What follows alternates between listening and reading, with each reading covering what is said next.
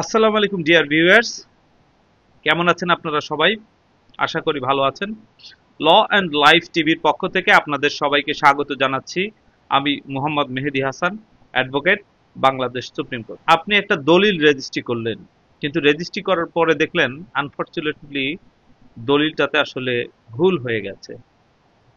তো এখন আপনি কি করবেন? এর সমাধানটা নিয়েই আমরা আজকে আলাপ করব। তো এই আলাপের প্রেক্ষিতে আমরা এখন কয়েকটা জিনিস জানার চেষ্টা করব। সেটা হচ্ছে আসলে দলিলটা কি জিনিস।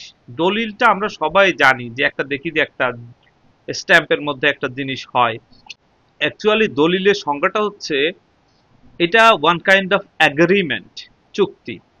যে চুক্তিটা কোনো জিনিস বেচা বিক্রি বা আন্ডারস্ট্যান্ডিং, কন্ট্রাক্ট, আপনার memorandum of understanding, service level of agreement, বিভিন্ন নামে হতে পারে। তো এই যে চুক্তিটা, এটা যে ডকুমেন্টের ভিতরে লেখা থাকে এটাকেই বলা হয় দলিল। এটার আবার আইনগতভাবে এভিডেন্সিয়াল ভ্যালু থাকতে হবে এবং এটা একটা নির্দিষ্ট ফরম্যাটে হতে হবে এবং নির্দিষ্ট আইনের প্রসিডিউর মেনে চলতে হবে। যেমন এটা যদি কন্ট্রাক্ট হয় বা এগ্রিমেন্ট হয় তাহলে এটা ৩০০ টাকার স্ট্যাম্পের ভিতর হবে। এটা যদি জমি বেচা বিক্রির ইস্যু হয় তাহলে এটা সাব রেজিস্ট্রি অফিসে গিয়ে রেজিস্ট্রি করতে হবে। এই যে আইনের যে ক্রাইটেরিয়াগুলি তাকে মানতে হবে এবং তার সাথে তার যে গভর্নমেন্টের যে ভ্যালুটা, যে স্ট্যাম্প ডিউটি, রেজিস্ট্রেশন ফিস যেগুলি আছে এগুলি যথাযথভাবে দিতে হবে এবং এটা যথাযথ দলিল হতে হবে। যেমন আপনি জমি বিক্রি করবেন, তো আপনি যদি কারো কাছে পাওয়ার অফ অ্যাটর্নি দেন তাহলে কিন্তু সঠিকভাবে বিক্রি হলো না। যদিও তাকে আপনি দখল অর্পণ করে দিচ্ছেন, টাকা নিয়ে আপনি চলে যাচ্ছেন, কিন্তু এটি ত্রুটিপূর্ণ হয়ে গেল। আবার কেউ পাওয়ার মূলে মালিক হয়ে তার ওয়াইফকে হেবা করে দিল, এটিও আইনগতভাবে এই দলিলটি সঠিক হলো না। তাহলে একটা জিনিসের দলিল হতে হলে তাকে কয়েকটা মানে উত্তীর্ণ হতে হয়। যেমন যেটা বললাম যে এটা একটা নির্দিষ্ট ফরম্যাটে লেখা থাকতে হবে, এটা একটা নির্দিষ্ট ইনস্ট্রুমেন্টের মধ্যে লিখতে হবে, স্ট্যাম্প পেপারের মধ্যে লিখতে হবে, বা আপনি যদি কার্টিজে লেখেন তাহলে স্ট্যাম্পের দামটা আপনাকে গভর্নমেন্টের চালানের মাধ্যমে জমা দিয়ে দিতে হবে। এটা যদি রেজিস্ট্রেশন প্রয়োজন হয় তাহলে রেজিস্ট্রেশন করাতে হবে। যেই যেই জিনিসগুলি থাকে, এর এই জিনিসগুলি ফুলফিল করলে এটা একটা দলিলের মর্যাদা পাবে আইন। এই দলিল কয় ধরনের হয়?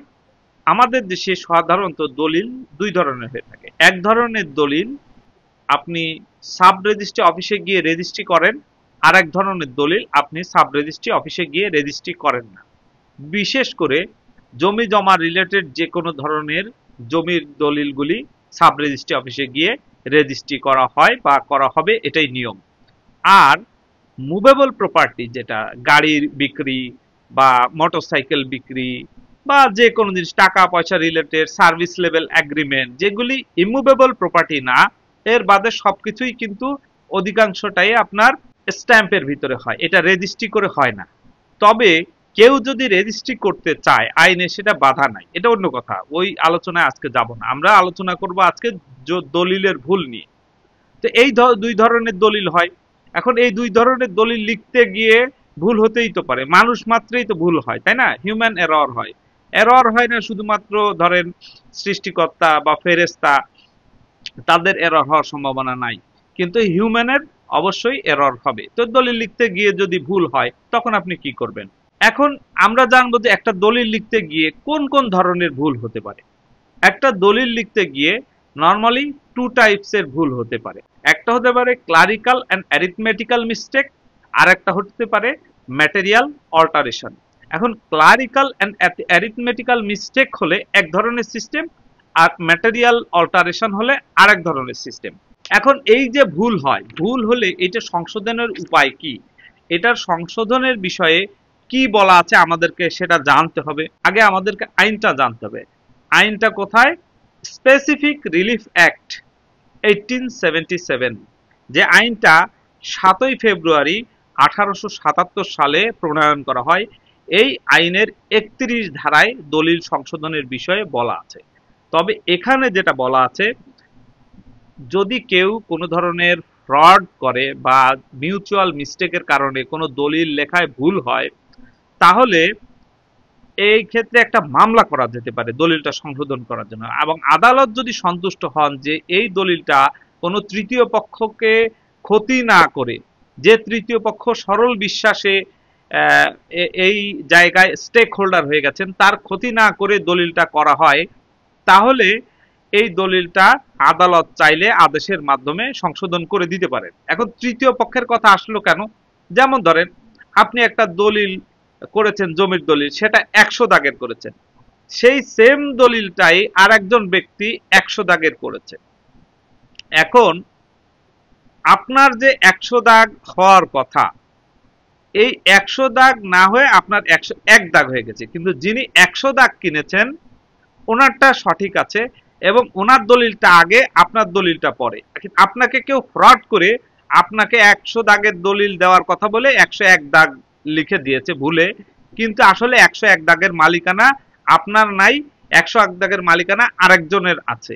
তো সেক্ষেত্রে আপনি কিন্তু আদালতে মামলা করলেও রেকটিফিকেশনের রায় না পাওয়ার সম্ভাবনাই বেশি হয়ে থাকে। আবার মিউচুয়ালিও যদি মিস্টেক হয় তাহলেও আপনি মামলা করে দিবেন। এখন দলিল করেছেন, বায়দাতারা কোথায় চলে গেছে আপনি জানেন না, খুঁজে পাচ্ছেন না, অথবা তারা এত অ্যাডামেন্ট যে আপনাকে দলিল রেজিস্ট্রি করে দিবে না, সেক্ষেত্রে আপনি তাদের বিরুদ্ধে মামলা করতে পারেন। মামলা করে রায় নিয়ে দেন দলিল রেজিস্ট্রি করবেন, কারণ তারা কিন্তু এফিডেভিটের ভিতরে বলে দিয়েছে যে এইখানে যদি দলিলে কোনো ভুল ভ্রান্তি হয় তাহলে এর জন্য আমরা দায়ী থাকব।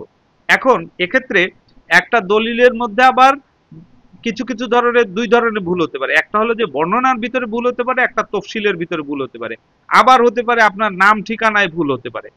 তো যেগুলা ক্লারিক্যাল মিস্টেক একটা আছে, যেমন দাগ নাম্বার ভুল হয়ে গেল, খতিয়ান নাম্বার ভুল হয়ে গেল, বা চেইনের অফ ওনারশিপের ভিতরে গিয়ে একটা দলিল নাম্বার লিখতে গিয়ে ভুল হয়ে গেছে, বা বায়া দলিল বা বায়া খতিয়ানের নাম লিখতে ভুল হয়ে গেছে, এই ধরনের গুলারে আমরা বলছি ক্লারিক্যাল মিস্টেক।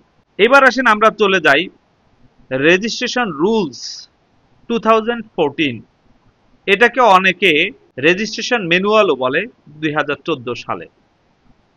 এর সেকশন 74 সাবসেকশন 1 এ বলা হচ্ছে যে যদি কোনো দলিলে কোনো লিখতে ভুল হয়ে থাকে, সেক্ষেত্রে আসলে এক সাব রেজিস্ট্রার চাইলে একটা রেকটিফিকেশন ডিড করতে পারেন।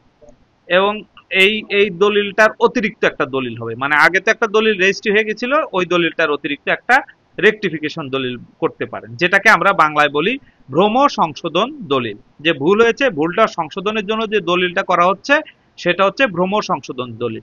এই ভ্রম সংশোধন দলিলের মাধ্যমে রেকটিফিকেশন করা যায়। ওনার কাছে যদি ভলিউম বুক থাকে তাহলে উনি ভলিউম বুকে একটা নোট দিয়ে রাখবেন, আর যদি ডিস্ট্রিক্ট রেজিস্ট্রারের কাছে উনি ভলিউম বুক প্রোভাইড করে থাকেন তাহলে ডিস্ট্রিক্ট রেজিস্ট্রারকে একটা চিঠি দিয়ে দিবেন যে এটাকে রেকটিফাই করা হয়েছে।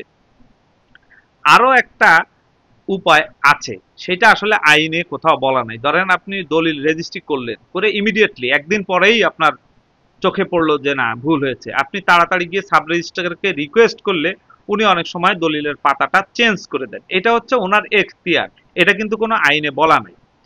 এখন আমি দুইটা কথা আপনাদেরকে বারবার বলছিলাম যে clerical mistake and arithmetical mistake, আর হচ্ছে ম্যাটেরিয়াল অল্টারেশন। তো ক্লারিক্যাল মিস্টেক এবং অ্যারিথমেটিক্যাল মিস্টেক এটা কিন্তু রেকটিফিকেশন ডিডের মাধ্যমে রেকটিফাই করা সম্ভব। এটা বিভিন্ন কেস রেফারেন্সের মাধ্যমে, বিভিন্ন সিনিয়র আইনজীবীদের মাধ্যমে, বিভিন্ন বইয়ের মাধ্যমে এটা পাওয়া গিয়েছে যে ক্লারিক্যাল এবং অ্যারিথমেটিক্যাল মিস্টেক এটা হচ্ছে আপনি সংশোধন করতে পারবেন। ক্লারিক্যাল অ্যারিথমেটিক্যাল মিস্টেক আরেকটু বুঝায় বলি। ধরেন আপনার ন্যাশনাল আইডি কার্ডের নাম্বার একটা ডিজিট চেঞ্জ হয়েছে, আপনার নামের একটা বানানে ভুল হয়েছে, আপনার যে চেইন অফ ওনারশিপে লিখতে গিয়ে চেইন অফ ওনারশিপের ভিতরে কোনো একটা জায়গায় একটু 19-20 হয়েছে, অথবা আপনার তফসিলের মধ্যে মৌজা নাম্বার একটু 19-20 হয়েছে, বানানে ভুল হয়েছে, অথবা দাগ খতিয়ান নাম্বারে একটু ভুল হয়েছে, এই সব জায়গাগুলাতে আপনি কিন্তু রেকটিফাই করতে পারবেন রেকটিফিকেশন ডিডের মাধ্যমে। কিন্তু আপনার নাম করিম, করিমের জায়গায় দলিলের মধ্যে রহিম হয়ে গেছে, এবং ওই রহিমের ন্যাশনাল আইডি কার্ড সহ সমস্ত কাগজপত্র এখানে ইনকর্পোরেটেড আকারে যে কাগজপত্র ছিল তার আকারে হয়ে গেছে। এই ধরনের রেকটিফিকেশনগুলি আসলে দেখা যায় যে সাব রেজিস্ট্রি অফিস থেকে রেকটিফাই করা ঠিক না। স্পেসিফিক রিলিফ অ্যাক্ট যেটা, এটা কিন্তু আপনাকে বলছে এইসব মেজর কিছু হলে মামলা করাটাই উত্তম। আর যদি আপনি মেজর এই ধরনের না হয়, মাইনর মিস্টেক হয়, সেক্ষেত্রে আপনি একটা রেকটিফাই করে নিতে পারবেন। এখন আর একটা জিনিস হচ্ছে, ধরেন আপনি একটা বাটোয়ারা দলিল করলেন, বাটোয়ারা দলিল করার পরে এই বাটোয়ারা দলিলের মধ্যে ভুল হয়ে গেল। বাটোয়ারা দলিলের মধ্যে যখন ভুল হয়ে গেল, ধরেন জমির পরিমাণও ভুল হয়ে যেতে পারে, সেক্ষেত্রেও এখানে রেকটিফাই করা সম্ভব। কেন সম্ভব? কারণ আপনারা কিন্তু হেবা দলিল মূলে মালিক হননি, আপনারা কিন্তু কোনো সেল দলিল মূলে মালিক হননি, আপনারা অলরেডি মালিক হয়েছিলেন। অলরেডি মালিক হয়ে থাকার পরেও আপনাদের যে জমির পরিমাণটা লেখার কথা ছিল, ওয়ারিশ সূত্রে যেটুকু পান হয়তো তার থেকে একটু বেশি হয়ে গেছে বা তার থেকে একটু কম হয়ে গেছে। এইসব ক্ষেত্রে চাইলে এই দলিলটা রেকটিফাই করে নিলে ভালো হবে, মানে রেকটিফাই করে নিতে পারবেন ভ্রমণ সংশোধন দলিলের মাধ্যমে। কারণ এখানে কিন্তু আসলে আপনার মালিকানা এই দলিলের মাধ্যমে আসে নাই, মালিকানা আপনার আগেই এসেছিল। শুধু এই সব ক্ষেত্রে ম্যাটেরিয়াল অল্টারেশন করা যেতে পারে, কিন্তু অন্যান্য ক্ষেত্রে আপনি সাবকাবলা দলিল হলে বা আপনি আওয়াজ বদল দলিল হলে যদি আপনার জমির পরিমাণ কম বেশি হয়ে যায়, সেক্ষেত্রে কিন্তু রেকটিফিকেশন ডিড করে রেজিস্ট্রি করা যাবে না। আর যদি কেউ ফ্রড করে তাহলে তো আপনি সরাসরি মামলা করে দিতে হবে। তাহলে আমরা যদি সাম আপ করি, দলিলের মধ্যে ভুল হলে দুইভাবে সংশোধন করা যায়। একটা হচ্ছে মামলা করে, সেটা কোন আইনে বলা হচ্ছে, স্পেসিফিক রিলিফ অ্যাক্টের 31 ধারাতে বলা হচ্ছে। আর আরেকটা ইয়ে হচ্ছে, আপনার যদি ক্লারিক্যাল বা অ্যারিথমেটিক্যাল মিস্টেক হয়, সেক্ষেত্রে এটাকে আপনি রেজিস্ট্রেশন ম্যানুয়ালি বলেন আর রেজিস্ট্রেশন রুলসই বলেন 2014 সালের। এইটা হয়েছে অক্টোবর 27, 2014-তে। এই রুলসটার মাধ্যমে আপনারা কিন্তু দলিলটা রেকটিফাই করে নিতে পারেন। এই দুটা ওয়ে আছে। তো আশা করি এই ভিডিওটি দেখে অনেকে উপকৃত হবেন। যদি আপনার ভালো লেগে থাকে আমাদের চ্যানেলটি সাবস্ক্রাইব করবেন, অন্যদেরকে সাবস্ক্রাইব করতে বলবেন, লাইক কমেন্ট দিবেন, শেয়ার করবেন। আর আমি এ ধরনের অনেক ভিডিও নিয়ে আসি আমার চ্যানেলে। আপনি আরো অনেক ইম্পর্টেন্ট ল্যান্ড রিলেটেড ভিডিও পাবেন, আর কিছু দেই হচ্ছে আপনার ভ্রমণ টাইপের ভিডিও। তো এটাতে আপনার মতামত জানাবেন, এবং আপনারা যদি স্পেসিফিক্যালি কোনো ভিডিও দেখতে চান সেটাও কিন্তু আমাকে জানাবেন, সেই বিষয়ে আমি ভিডিও করে দিব, অবশ্যই আইন রিলেটেড বিষয়। আর আমাদের কাছ থেকে আপনারা চাইলে পেইড ওপিনিয়ন নিতে পারেন। আমাদের চেম্বার হচ্ছে নেক্সাস লিগ্যাল ল্যাব।